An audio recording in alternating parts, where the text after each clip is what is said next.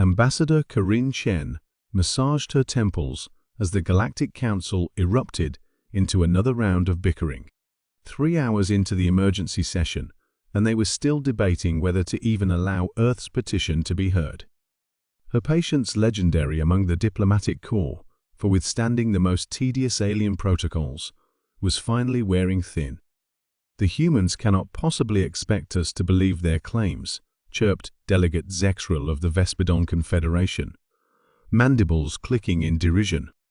"Their planet is classified as a Class 12 death world. They evolved in conditions we use to sterilize laboratory equipment." Murmurs of agreement rippled through the chamber. Hundreds of alien diplomats representing species from gas giants, ocean worlds, and garden planets alike nodded their various appendages in agreement. Lieutenant Commander James Harrison, Earth's military attaché, leaned over to whisper in Chen's ear, "Madam Ambassador, perhaps it's time for Plan B." Chen's eyes narrowed. "Not yet, Commander. Protocol demands we exhaust all diplomatic channels first." "They've been exhausting us for years," Harrison replied, his voice tight with controlled anger. Meanwhile, the Kravek continue their expansion unchecked. 3 more human colonies hit last week. Chen knew he was right.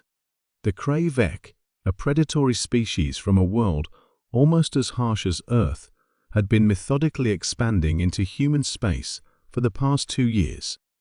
The Council had repeatedly dismissed Earth's petitions, calling their evidence anecdotal and suggesting the humans were overreacting to standard resource acquisition procedures. "The Council recognizes the esteemed representative from the Thelicosan Unity," announced the moderator, a floating crystalline entity. Ambassador Chen suppressed a groan.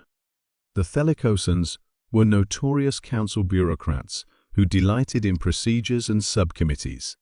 "Esteemed colleagues," the Thelicosan began, its translator rendering its pheromone speech into standard galactic.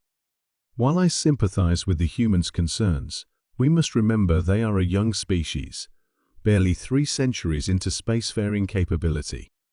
Perhaps their perception of territorial boundaries differs from established galactic norms." That was it.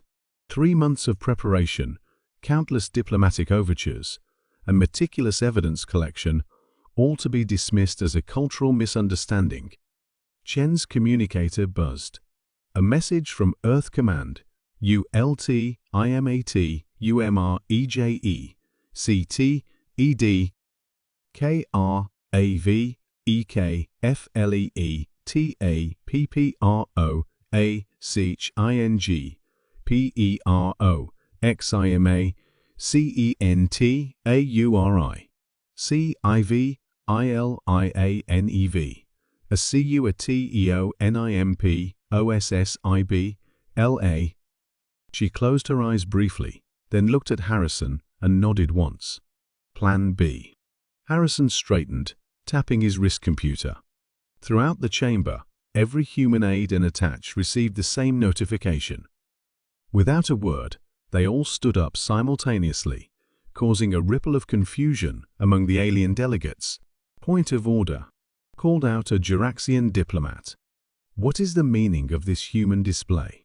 Chen approached the central podium, her steps measured and deliberate. The chamber's acoustics amplified her voice as she spoke without the aid of the translation system. "For 3 years, humanity has attempted to integrate peacefully into this galactic community. We followed your protocols. We respected your boundaries. We shared our knowledge and resources." Her voice hardened. "And in return, you've dismissed our concerns, ignored our warnings, and allowed our colonies to be attacked." "Ambassador Chen, this is highly irregular," began the moderator. "No," Chen cut in. "What's irregular is that you've all failed to understand something fundamental about humans." She gestured toward the enormous windows, revealing the spectacular view of the Council's orbital station. "You call Earth a death world as if it's a disadvantage. You treat us like curious specimens who somehow survived against all odds." A hushed silence fell over the chamber. "What you fail to grasp is that we aren't merely survivors of a harsh world, we are its masters. Chen's voice was quiet now, but somehow more menacing. And we have been exceedingly polite about it. Throughout the chamber, human aides activated holographic displays. Three-dimensional projections appeared, showing real-time tactical displays of Earth's defensive fleet movements. 97 seconds ago, the United Earth Defense Force activated the Thermopylae Protocol, Harrison announced, stepping forward beside Chen. Our diplomatic mission to the Council is hereby terminated. Chaos erupted in the chamber. Delegates chittered, bellowed, and flashed colors in alarm. "You cannot possibly threaten the Council," exclaimed the Vespidon representative. "The combined might of 1,000 worlds would crush your insignificant species." Chen smiled thinly. "This isn't a threat. It's an education." The holographic displays shifted to show footage from various human worlds. Soldiers in powered armor, lifting boulders that would crush most alien species. Colonists surviving in environments the Council deemed uninhabitable. Humans recovering from injuries that would be fatal to 90% of Council races. "We didn't want to frighten you," Chen continued. "We restrained ourselves, downplayed our capabilities, and played by your rules. But the Kravek have forced our hand." A new projection appeared, the Kravek fleet, approaching Proxima Centauri, followed by another image of Earth ships moving to intercept them. The tactical displays showed overwhelming odds against the humans. "What you're about to witness is what happens when Deathworlders stop being nice," Harrison said grimly. The Council watched in stunned silence as the battle unfolded. The human ships, outnumbered 3-1, executed maneuvers that seemed to defy physics. Human Marines boarded Kravek vessels, fighting in conditions that would kill most species instantly. The battle lasted only 19 minutes before the Kravek fleet was neutralized. "Impossible," whispered a Meridian observer, all three of its eyes wide with shock. Chen turned to address the Council again. "Humanity has no interest in conquest or domination. We still desire peaceful relations with all species. But from this moment forward, we will no longer pretend to be less than we are to make you comfortable." She gestured to the human staff, who began packing up their materials. "Earth is withdrawing from Council oversight effective immediately. We will establish our own protectorate in our sector. Any species wishing to establish bilateral relations will be welcome to send emissaries directly to Earth." The moderator's crystalline form flickered in agitation. "Ambassador Chen, the Council cannot allow a single species to—" "You misunderstand," Chen interrupted. "We are not asking for permission."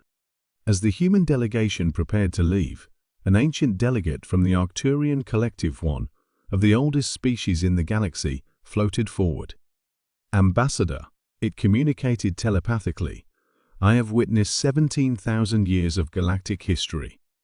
What we have seen today changes everything." Chen paused. "In what way, Elder?" "You humans evolved on a world that should have killed you 1,000 times over. Instead of being humbled by that, you were forged by it."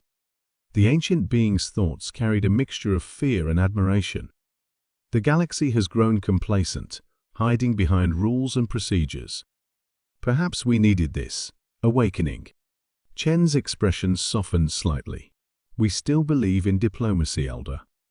But diplomacy requires respect." As the human delegation departed the Council chamber, the stunned silence was broken by the Arcturian's final telepathic broadcast to all present. "The Deathworlders have arrived, and the galaxy will never be the same."